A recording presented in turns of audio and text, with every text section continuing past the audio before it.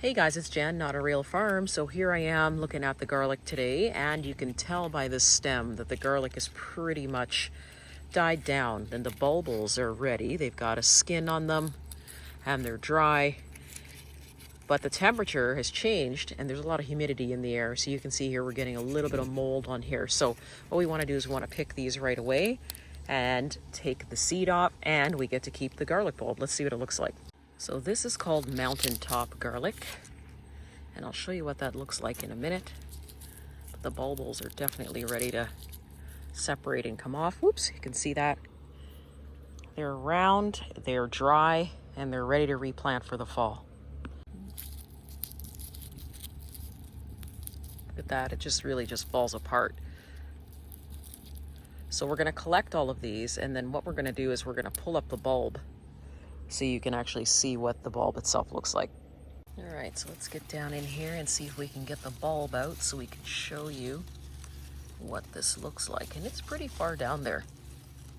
But sometimes what I do is I bury the garlic a little bit deeper because it gets so cold here in the winter and I want the bulb to survive. Ooh, look at the size of that. Can't wait to see what these look like once I rinse them off. But the bulbs are beautiful. You can see that this bulb is pretty much almost the size of my palm. So that's awesome. All right, let's see if we can get this guy out of here. Oh, there we go. Once again, a fairly good size garlic. And really healthy roots. So I'm liking this. See where the moisture is affecting the top wrapper? So we're getting a little bit of mold there, so we need to take that off. And then it's going to reveal all these. They almost look like onions, don't they? And we're going to take these right off. You know they're ready to go when they're dry and they just fall right off. The size of the bulbils is actually impressive too. Normally, a lot of the garlic bulbils that I usually get are very tiny, so these are really nice. All right, I'm going to follow this guy down. He's way in the back here. Let's get rid of some of these weeds. There he is. Let's see. All right, there we go. Take a look at those nice healthy roots. This is a hardneck garlic. Really easy to grow. First time growing it actually, but it really didn't give me any grief. We got another one in the back here. Just gonna peel that back and take a look at those dry seeds.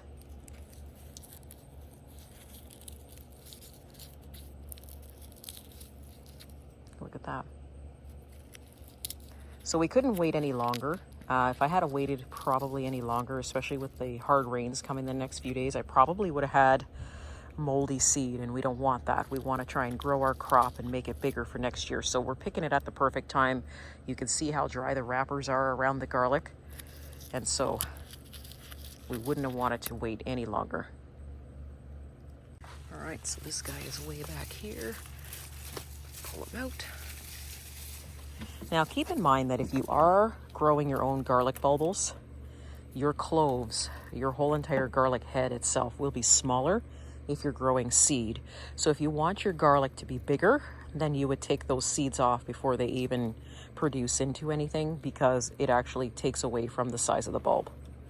All right, so we've picked the seed clean off of this one, and we're just gonna follow him all the way down to see where he is. He's in the back here. So let's give him a good yank here.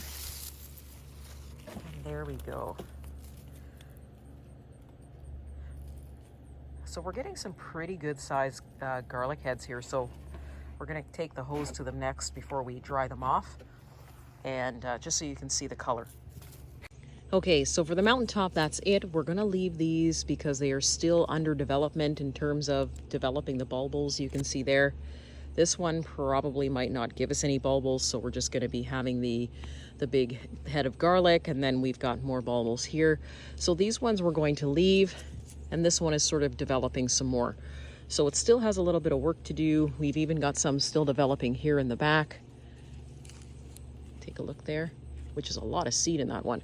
So we're gonna leave it, and we're going to just wash off the bulbs and take a look at that garlic. Okay, here is our garlic bulbs. So let's take some spray to it and spray them off. Clean them. A lot of people would disapprove of this method, but this is one of the ways that I clean my garlic and take off the skins that are no good and then hang them up to dry. So here's 2 of the mountaintops that I've sprayed off, and take a look at the colors of the mountaintop. It almost reminds you kind of like candy cane striping, so you get that pink, white, or maybe even a purple stripe it might remind you of, but that is our mountaintop garlic. So this is what I do is I'll take a hose and I'll spray it off, clean her up, and then hang her up to basically dry. But aren't they beautiful? I'm gonna keep spraying and I'll show you the end result of all of them. All right, so check it out. So here is 3 of the mountaintops. Now I want to show you what happens if you leave them in the ground too long. It'll start to lose its color. So there's kind of a sweet sort of spot in terms of picking garlic, but we got the majority of the garlics just in time for the mountaintop. And so now what we'll do is we'll dry these, and then these will be our new mountaintop garlic that we will put in terms of getting a full clove or full bulb for next year. And then we'll replant the bulbils so we can start this process all over again and grow out our garlic collection to make it bigger so we can share with you guys. So that's what we're doing this afternoon before it storms. It's about 100 degrees out today, and I'm really just trying to get everything done before we get poured on. I hope you guys enjoyed seeing the garlic. See you soon.